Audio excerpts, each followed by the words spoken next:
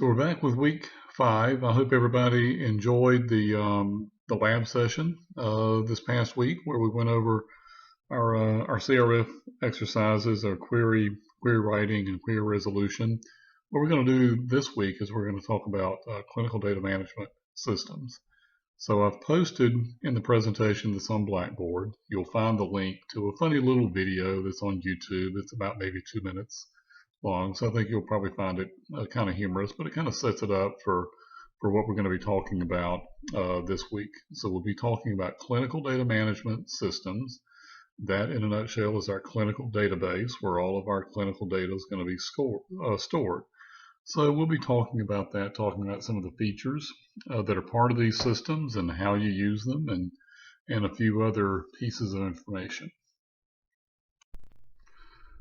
So our learning objectives for this lecture are going to be describe the characteristics and examples of a clinical database, discuss and understand the capabilities of a clinical database, and then explain FDA regulatory requirements of computerized systems.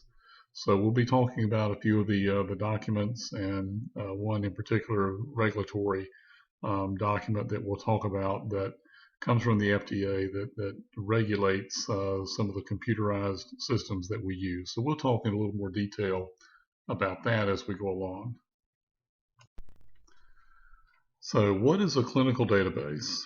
Well, essentially it's going to be the repository of all clinical data that we collect during the course of a clinical trial.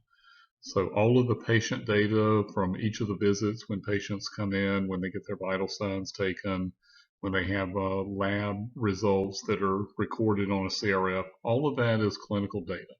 And all of that's going to be stored in our clinical database. So we want the data collected to be high quality. So we want it to be error-free. So the query writing exercise that we did in last week's lab helps us accomplish that, helps us get the data as error-free as possible, ensuring that it can be as high quality as possible. And then finally, the data that is in our database is going to be used for statistical analysis to determine the result of our clinical trial. So our clinical database, once we get everything in and we've gone through and it's error-free, then we're going to create a data set that our biostatistics staff is going to analyze and run some statistical analysis on it, and determine, how safe and effective the data reveals that our drug is. And then we're going to send that to the FDA or the other regulatory agencies for marketing approval. And once they get it, they're basically going to do the same thing, make sure they can come up with the same analysis that our biostatistics people have come up with. So let's talk about some examples of clinical database. These are some of the products that you're likely to run into once you get started in this field and you start working with the data. A couple products. The first one is Data Labs. It's created by a company called Perceptive, which is actually owned by ParXL, which is one of the larger CROs in the world. A very popular clinical database. Also, Medidata Rave comes from Medidata Systems. It's also very popular, probably one of the most popular clinical database systems out there on the market. Also, Oracle Clinical, which comes from Oracle Development Corporation. Many of you have probably used Oracle products in the past. Oracle's probably the second or third largest software company in the world. And creates an entire platform of relational database products, and one of which is Oracle Clinical, based on their database engine. A fourth one is one called BioClinica. It's produced by a company called BioClinica Corporation, and it's starting to make a lot of headway out there in the CRO world. They have an offering of products that runs in addition to clinical database products that they produce. They have a number of others that also work in our space as well. So these are some of the products that you're likely to encounter out there as you start to work in the field. So some of the common characteristics of these products, they're just like any other database product. They have a front end, which is what the user is going to see, what someone like yourself will see as you use it, as you enter data, and as you close queries and things like that. These will be users that use the product at the clinical site, say a big site like maybe Duke or UNC or the Mayo Clinic. You'll also have people from the sponsor that use it. These will primarily be your data management staff. And these can be people from a CRO as well. They can also include other users such as CRAs or monitors or medical monitors. You'll even have the client, the sponsor themselves, take a look. Some of their folks will take a look at the data as it's in there. And then the other end, you've got the database platform itself, which is usually based on some relational database engines such as Oracle or Microsoft SQL Server, two popular database production languages. So this is kind of the major component, major characteristics of these databases. So some of the things that you're allowed to do with your clinical database, it offers a nice engine for database design that is pretty easy to use. You can also create data entry screens, which are known in our vernacular as electronic data capture, where the user is going to see that screen and enter data into it. It's also going to allow you to create edit checks that we've talked about. Then these are going to run, these are programs inside the database that run on against the data itself and find all of the errors or discrepancies that exist. And then you have a capability of managing these data discrepancies. In other words, they identify themselves. You can then close them. You can send them to the site for clarification, and all of that becomes part of your overall database. And then you've got a method for creating data queries. So as those discrepancies occur, you can send them to the site and clear them once they're clarified. So you have some key capabilities that are fairly consistent with other database platforms that you might have used for other applications. You have security. So you have administrator access. You've also manage your user access. So certain users are going to have access to certain capabilities in the database. And then finally, you can lock your studies at certain times. And it's necessary to do this during the course of the trial because we may need to freeze data, and then that allows us to lock out users so that they can't make any changes to it. And then we may want to go ahead and make a snapshot of that data set and do some analysis on it. Then once we've done that, we can then unfreeze it and allow users to have access to it so they can continue with their work. Another key capability is the data extraction and reporting capability that's part of our database. We want to be able to extract data using some third-party reporting and extraction tools. A couple of these, some of these you may be familiar with. JReview is a very popular data extraction tool. Also Business Objects and Crystal Reports is one that if you have some IT experience, you more than likely have run across at least a couple of these products at some point in the past. But we want to be able to not only collect our data and clean it, but we want to be able to extract it into a format that we can use. And then finally, we want to be able to create an analyzable data set.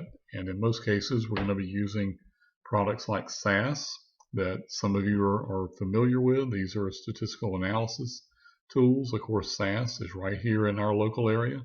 It's the largest privately held software company in the world and produces basically the standard for statistical analysis tools. Some other capabilities that we want to have, we want to be able to load external data. In other words, data that comes from, say, a vendor, which would be maybe a laboratory might have lab data that we want to load into our database. We might have, say, ECG data that comes from an external company, an external source that we want to load that into our database. So our We want to have that capability so that we don't have to load everything in there ourselves. We can do that in an automatic fashion. We also need to have support for some of the popular coding dictionaries that we're going to use. For example, Medra and WhoDrug are ones that we're going to study a little later in our course. Medra is the medical dictionary for regulatory affairs, and it's used to validate medical terminology. So any kind of diagnosis codes or medical terms, we'll use that dictionary to work with them. We'll also have WhoDrug, which is the World Health Organization Drug Dictionary. So that's a composite dictionary of all the medications around the world with names and how they're categorized with drug classes and whatnot. And we'll be studying those as we go along. And then finally, we want to have support for electronic data capture, which allows us to enter data and then allows us to clean that data via the query process as we move along through our trial. So at this point, we have a funny little video for you to take a look at. It's about 4 minutes. It's kind of similar to the one you watched earlier, but take a look at it because I think it kind of shares some of the funny aspects to data management. So just copy that link into your browser and pull it up. It's only about 4 minutes long. So this is a screenshot of what the discrepancy view looks like in Oracle Clinical. So if you look up at the top, you've got some information there about the discrepancy itself. You'll see there's a patient number. There's also a visit. So you can quickly identify what visit this occurred at. And then there's also a DCM name, which is a data collection module. You'll see in that little box it says VS, so it's that means vital signs. So it's a vital signs page, and you can see in the comment field, you can't see the entire text there, but that would be the comment field that pulls in from our edit specifications document, and you can see there and underneath the window that says current, where it has review, it indicates that it is in review. So somebody is reviewing that and deciding whether or not we need to send that out to the site for them to clarify. So as you move down to the lower portion, you'll see information that's related to the name of the investigator, and there's also a study site number and a few other pieces of information. Over on the right side, where there is a discrepancy ID, you'll see that number. It's about a 9-digit number there. That number is a unique identifier, so that uniquely identifies that particular edit check that's fired. And so if we ever had to go back and find that, we could very easily just enter that number and it'll take us directly to that. So this is kind of what the Oracle Clinical Data screen looks like.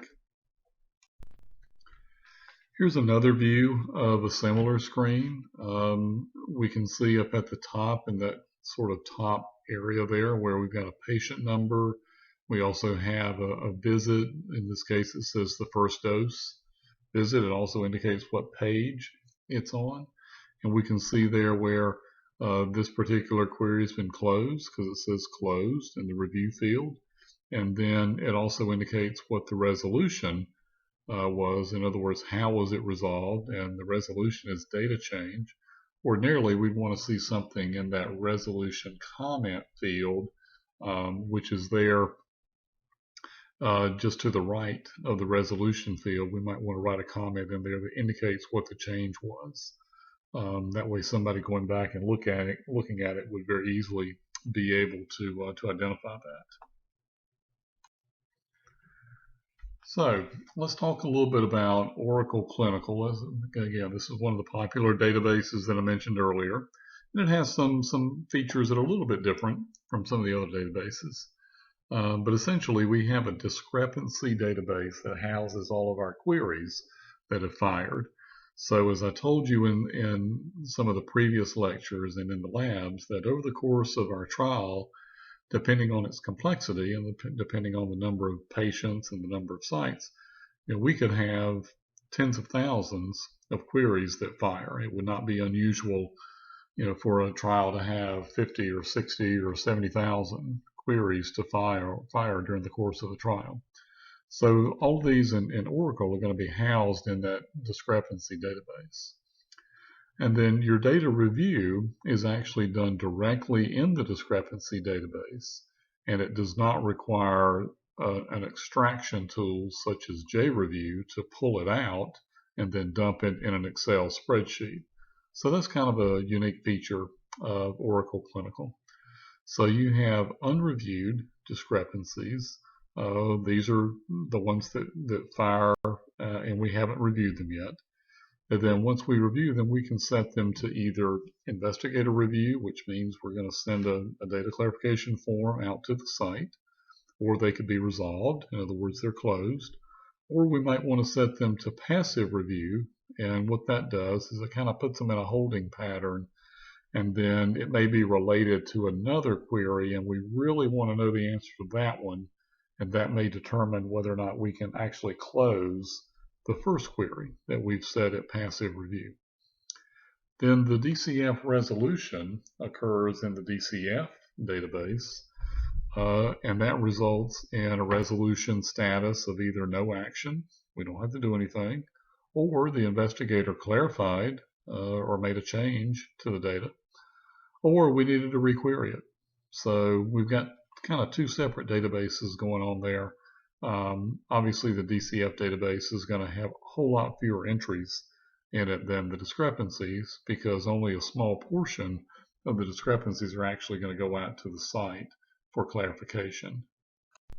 A couple of the issues that are related to Oracle Clinical that I think kind of in some ways may limit it a little bit is that the user has to navigate back and forth between the discrepancy database and the DCF database and actually the data entry or update mode. Many of the trials that, at least with my experience with it, have been paper trials, which require a lot of data entry on the part of the data management person. Also, some of the internal comments section allows you to record notes on the discrepancy that's only reviewed by internal users, and that can actually be a nice feature, because we can write on there certain comments for someone who may be reviewing that discrepancy a little bit later. Requeries can be very cumbersome to complete and require some navigation back and forth between the discrepancy and the DCF databases. So those are some of the issues that you may encounter if you're using that product. So I have a short little video for you to look at that lasts about 11 minutes, and you can just click on that link in your presentation that's on Blackboard, and you should be able to get to it. You may have to copy it into your browser, but the person on this video is going to be explaining a little bit about the integration of data management with clinical operations and also biostatistics. So think about clinical operations as the people that go out and monitor the site, the people that are associated with making sure that the protocol is being followed, making sure that ICH GCP requirements are being met, making sure that the study is progressing at the suitable rate that it's supposed to be. So there's a whole team of people that are associated with that maybe don't always get so heavily involved in the data. Of course, your biostatistics folks are going to be analyzing the data sets once they're clean and made available to them.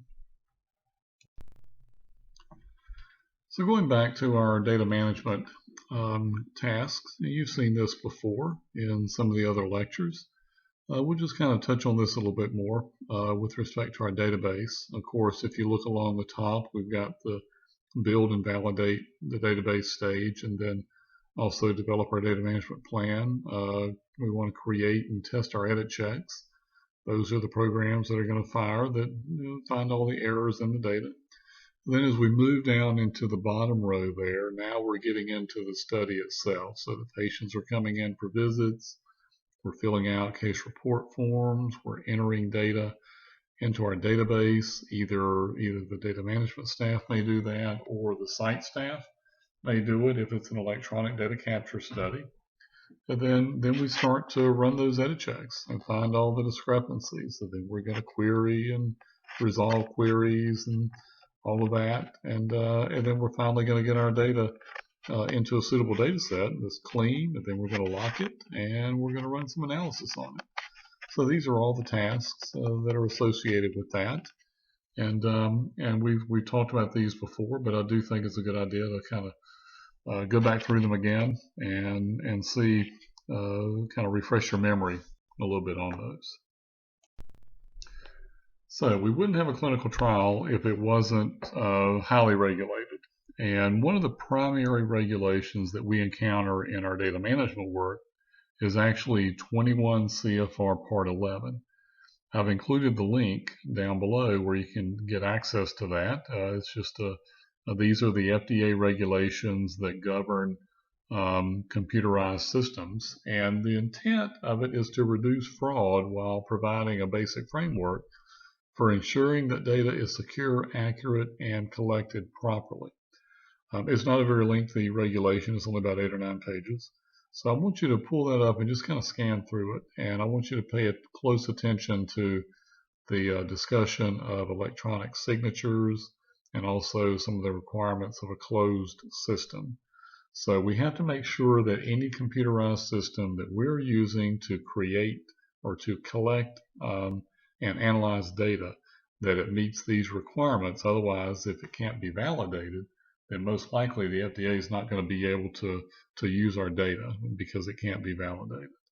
So take a look at that, and I'm going to go over a few additional things on that in just a moment. So in addition to 21 CFR Part 11, the FDA also publishes guidance for use of computerized systems. It's a 13-page document. I've posted it on BlackBoard. However, I've also included the link down below that you can get access to it if you can't get it off of BlackBoard. But it's basically a 13-page document that discusses the key attributes of computerized systems. Some of the things that we've been talking about so far, that these systems, they have to be able to limit access. So one of the ways that you do that is by you deploying user IDs and passwords. They also need to have audit trails so that we can identify the time and place of any changes to the data and who made the change. We also need to be able to produce a date and time stamp. So any data that's entered into that database, it needs to be date and time stamped automatically so that we know when and where it occurred and who did it. So those are some of the key elements of the computerized system. So please take a look at that document as we go through the lecture. So I hope you've had a chance to take a look at 21 CFR Part 11, just an 8 or 9 page document on the FDA website. So FDA's 21 CFR Part 11 states that a computerized system handling clinical trial data should be under control. In other words, user access should be tightly controlled. We need to know who has access, when they have access, and what elements of our computerized system they have access to. Clinical data management systems are meant to be closed systems in which access is controlled by the persons responsible for the data in that system. So that would be certainly a characteristic of a control system, would be able to limit the number of people and the type of people that we're going to have access to the data. So what are some of the properties of a closed computer system? Well, first, it has to be validated, which means the system is tested and the results are documented and can distinguish between invalid or altered data. It also needs to be able to create readable electronic files. By readable, that means that a human could look at it and tell what that file is, what kind of data is stored in that file. It also needs to be accessible only by authorized individuals. Obviously, we're going to do that by using user IDs and passwords. And then finally, it needs to be able to secure and protect data. So it needs to be able to be backed up. It needs to run in a secure server room or somewhere in the cloud, was where many of them are now. But that environment needs to be secure. So it's not going to be prone to being hacked into. Not going to be available for just anybody to take a look at. It also needs to be able to record who did what and when. So it needs to be able to produce an audit trail so that we know exactly what data was entered and when it was entered. It needs to control the process steps, such as performing certain steps in order. For example, second pass entry only occurs after first pass entry. So that would be a key element of a closed system. It also needs to be able to limit access privileges, so only certain people can do certain functions in your database. And then you've got authorized users that need to be trained and they need to be deemed qualified. So we don't just let anybody be turned loose in there. We make sure that they're trained and can do the work before we allow access for them. And also we have to have controls for system documentation, which would include access, modifications, maintenance, etc. So we've got to be able to control those things as well. Electronic signatures. These are one of the key components for 21 CFR Part 11, and I hope that you read about those as you look through that particular regulation. But it's important to understand that the FDA considers electronic signatures to be valid, and they consider them to have the same legal authority as a handwritten signature. So a couple of characteristics, they have to be digitally assigned to specific persons. Most of the ones that you'll see will have the person's name on it, and it will have what appears to be what looks like a handwritten signature, a little graphic on there. And then, as I said before, it's considered the same as a handwritten signature, has the same legal authority. It has to be validated, and it has to contain an expiration date. So once a company gives one to a user, it usually is going to have an expiration date after which it'll run out and needs to be reissued. And then finally, they're password protected. That's the primary security means on the electronic signature. So in summary, a clinical data management system under control means that the system contains authentic, reliable data which is kept confidential and cannot easily be rejected as not genuine. So the system consistently does what it should do, and the users know how to use it. So these would be all elements of a clinical database management system. So hopefully our systems are going to meet these criteria. The ones that I mentioned earlier certainly do. So many of you will wind up one day working in that kind of environment, so you'll be confident that your clinical data management system meets those criteria. So we have another short YouTube video. This one's about maybe 12 minutes or so long. Just pull up that link and pull it in your browser. This person on the video is going to be talking about the role of quality management in clinical trial operations. So she's going to be talking about site operations, data management, biostatistics, a few of the other functional areas, and how they all kind of mesh together to produce a quality data set at the end of the trial. And then finally, you've got a BlackBoard assignment. So I want you to read chapter 19 in your textbook. It'll be discussing clinical data management systems, and it'll probably cover some of the information that we've gone over here in the lecture. In addition, you'll take a look at the guidance for industry, computerized systems used in clinical investigations. It's out there on Blackboard, so you have access to it. And then finally, on your discussion board, I want you to name and discuss 2 strategies that you could deploy to ensure that your site or company complies with 21 CFR Part 11 requirements. So think about that and think about how you would, what some things you might do to implement to ensure that you're complying with those requirements.